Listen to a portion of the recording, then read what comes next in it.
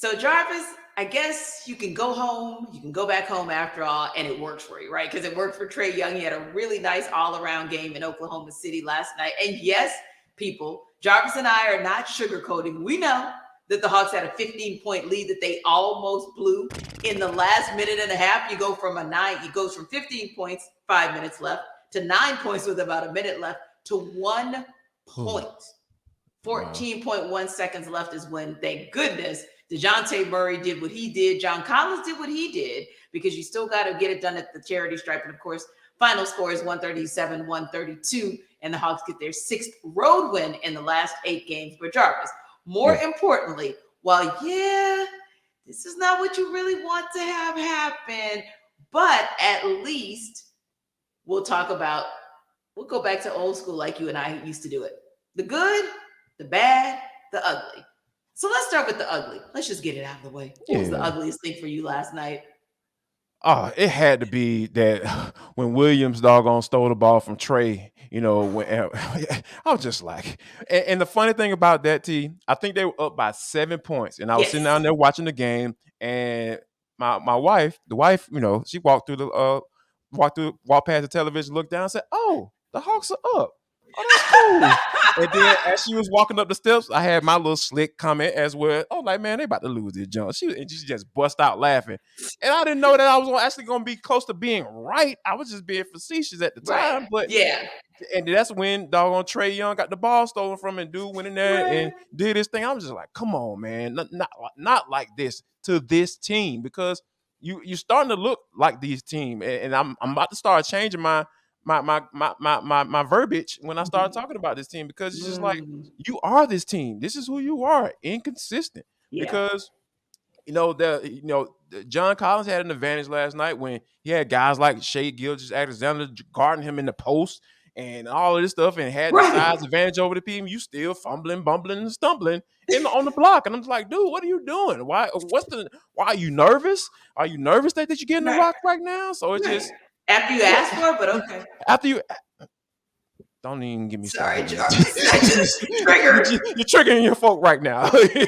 So, but I think ultimately it was good that they got the win, but those are the moments that we're starting to get used to. And I hate to say this, because even our guy Robert Blackman reached out to ATLDay1s@gmail.com and was talking about how it's so frustrating.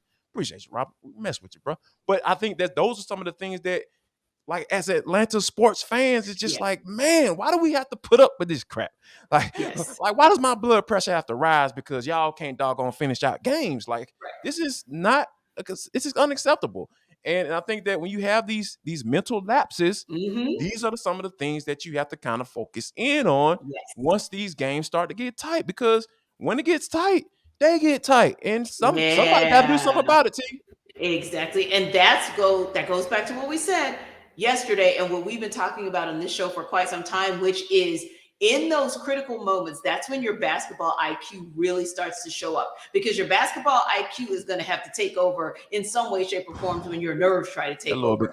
That term been coming up a lot lately. Yeah, exactly. Because your basketball IQ should help you to know, oh, they're about to trap me hard, because they're looking for me to turn the ball over, because they know how much Trae Young, and this entire team have been turning the ball over the last couple of games as we've gotten out. And even to some degree towards the end of that 5-game winning streak, right? And then if you even look at the numbers back when they played the Thunder on December 5th, you know what this team is capable of. You know that they like to pick pockets just like you like to pick pockets.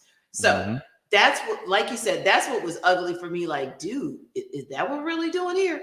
But I will tell you this, which also kind of, I'll say the bad, and then of course we'll end on the good.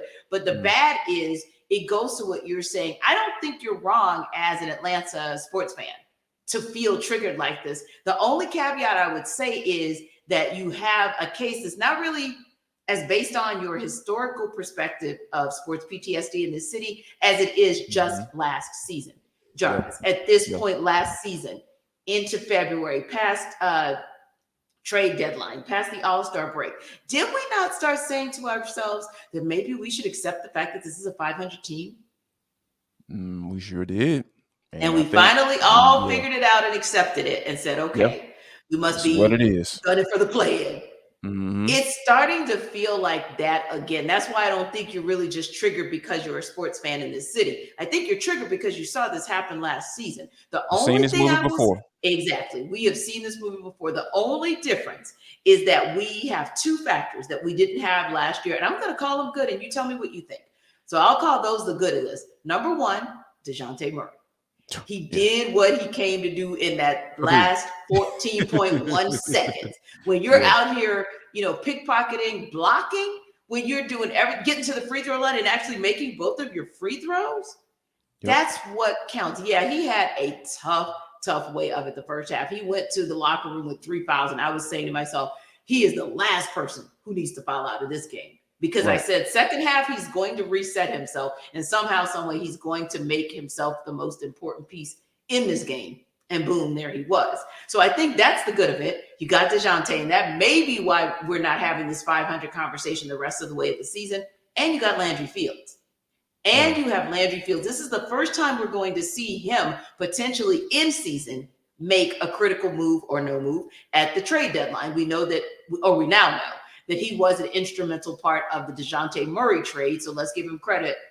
That's what I think is the good of it, Jarvis. Having DJ and having Landry possibly get us to the finish line towards that trade deadline.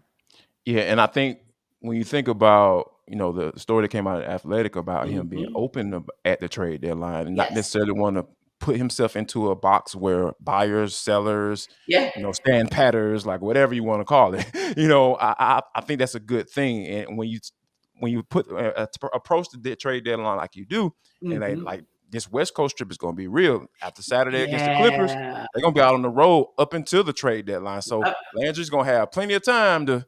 He probably won't be making this trip. I'll say that to you. I wouldn't be surprised if he stays back in Atlanta and start working those phones or start answering the phones, because we know that John is going to be a guy that's going to be talked about and bandied around. And I think that for him to be able to make the right decision, and I think the right decision may be not to do anything at all, and kind of ride this bad boy out and come up with a really good deal during the summertime when you don't have the pressures of the season going on and trying to figure out who you are. If you don't know who you are, stand pat.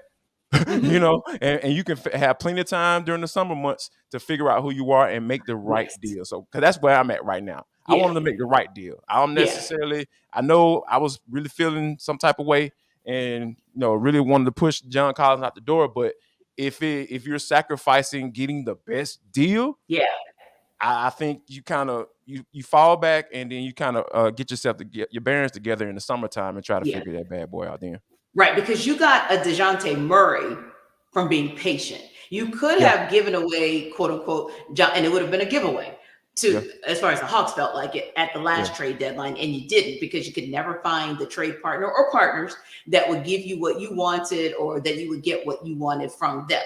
Seems like all of the rumors are still the same this year. You just can't find a second or a third partner to even make a good three-way trade as it relates to him. And possibly, we don't know yet because we haven't seen more of that piece of the rumors, but possibly someone may be asking just a bit too much and saying, no, it can't just be John Collins and Bogdan Bogdanovic. It has to be a third piece. And if that third piece is AJ Griffin or Onyeka Okongwu, the answer is hell to the no. No.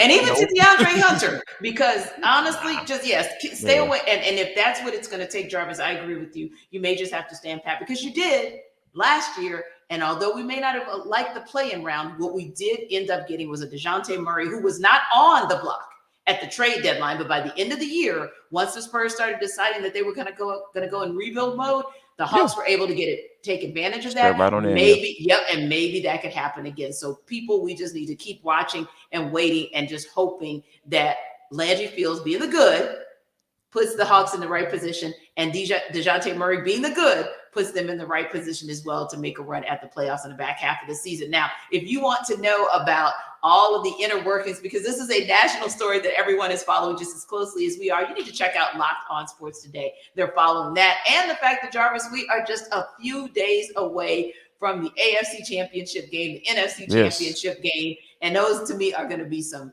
amazing games on Sunday. So you want to know about that? Check that out. Or If you want to know about other teams and what they're doing out there, like the situation we found ourselves in where Clint Capella was back, but he was on limited minutes. Now Anthony Davis is back for the Lakers. He's on limited minutes, but how might that affect them for the second half? Check out Locked On Sports Today. They'll let you know what they think. And if you like For the Culture, check out their take of the day. Odyssey app, YouTube, or wherever you get your podcast. Start with ATL Day Ones, end with Locked On Sports Today.